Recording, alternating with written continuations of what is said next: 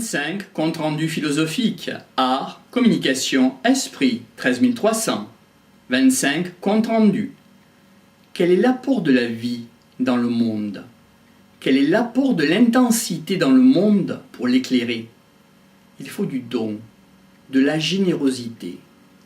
Le monde vaut davantage que ce qu'on lui fournit.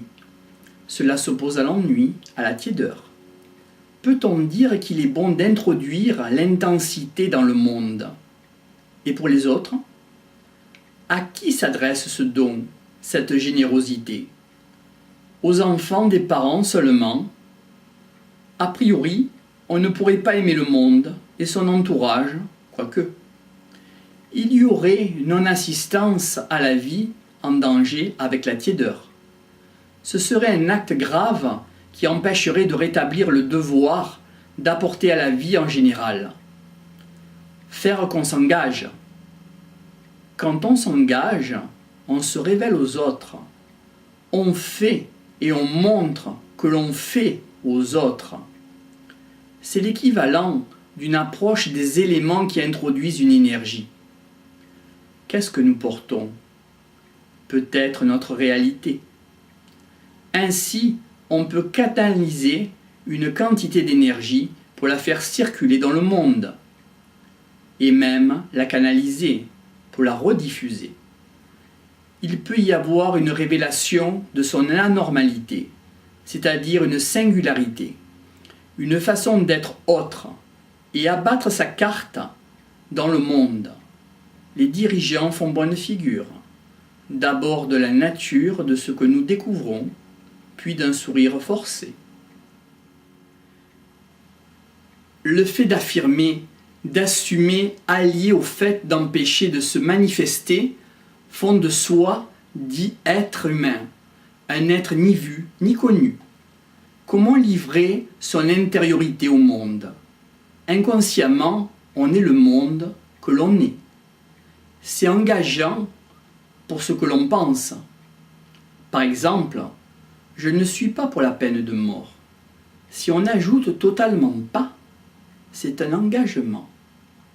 On est presque investi d'une mission. Cela s'oppose à une opinion floue. Il est bon de restituer au monde la personnalité du sujet. Pour cela, il faut faire appel à des ressources, et cela permet de montrer sa singularité. Ainsi l'artiste se révèle. Il s'oppose au mensonge collectif. Si le nord du monde dépense en armes, cela se contrebalance à la famine du sud. Le nord s'oppose au sud. Dans sa logique de l'enfermement, le nord veut gouverner. Ce sont les pétrodollars qui génèrent la richesse potentielle du tiers-monde. Que dire de la vente d'armes aux pays pauvres? On aurait l'impression d'avoir un peuple d'esclaves du tiers-monde. Fabius dit « La démocratie, c'est le moins pire des systèmes ». Est-ce que le processus de la domination du monde se fait pour la liberté? Mais quelle liberté? À qui profite-t-elle? Ce serait de mettre à genoux l'économie mondiale. Ce serait la contrainte de l'assiette vide face à des seigneurs.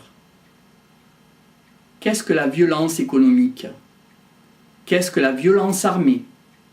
Qu'est-ce que la violence politique, entre guillemets, dans le sens communicatif de l'égrégore collectif?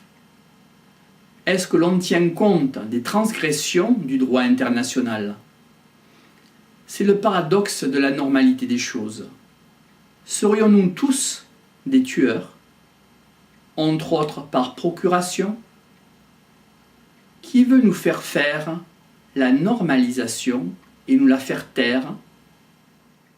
Est-ce que l'on peut simuler, se faire croire?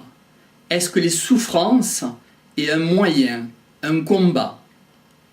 Par le fait de s'interroger, on peut faire un acte avec le réel, qui crie, qui crée des bases pour sensibiliser des solutions. C'est un peu s'exposer aux aléas de l'aléatoire, avoir une empoignade avec la vie, se mettre dans une situation ou être à tout moment surpris. Ce pari est une position inconfortable. Que signifie jouer sa vie? Que signifie jouer son rôle? Jouer, c'est sérieux et en même temps dérisoire. C'est engager une mise. Davantage les risques sont de plus en plus grands, davantage il peut y avoir rupture à venir. Ce peut être un déséquilibre et en même temps une perception de rééquilibre. Comment être empêché de basculer dans le vertige? La rupture potentielle de miser son va-tout. Le jeu JEU a une part de dérisoire et s'appuie sur un ordre qui n'en est pas un. Cela s'oppose à la fatalité. Comment fixer l'être au cœur du vivant? Comment le rendre indemne, hors d'atteinte? Il faut faire abstraction des automatismes. L'être humain peut-il se considérer comme un électron libre? Est-ce qu'il peut se limiter à une position précise et d'incarner de l'être? Cela s'oppose à une continuité et aussi à la sécurité. Qu'avons-nous à gagner à dynamiter la normalité? Pourquoi y tenons-nous? Est-il possible de ne pas être inquiété par un certain ordre? Habituellement, on incarne parce qu'on n'a pas le choix. Quand on incarne, les mécanismes s'incarnent. Ainsi, des quintaux de viande agencent des mécanismes et font une incitation à l'incarnation pour des réalisations. Mais où est l'inspiration? En a-t-on seulement conscience? Qu'est-ce qui fait que nous soyons ce que nous sommes? Sont-ce les réflexes qui ont tendance à s'incarner? Quelle est la démarche d'une spiritualité? C'est d'amener à l'être, à l'esprit, à Dieu peut-être.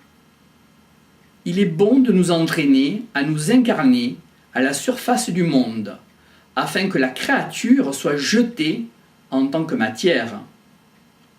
Qu'est-ce que le concept de viande inconsciente? Il faut que ça fabrique. Il y a un délire de la fabrication imposée. Cela entraîne la multiplication, la reproduction. Cela même s'oppose à l'extinction, à la solitude qui nous serait intolérable. Qu'est-ce que ça engendre de se retrouver sur une île déserte, seul? Et cela au sein d'une galaxie?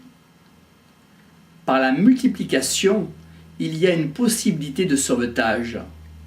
Et cela s'oppose au néant. Comment nous échapper de cette confrontation?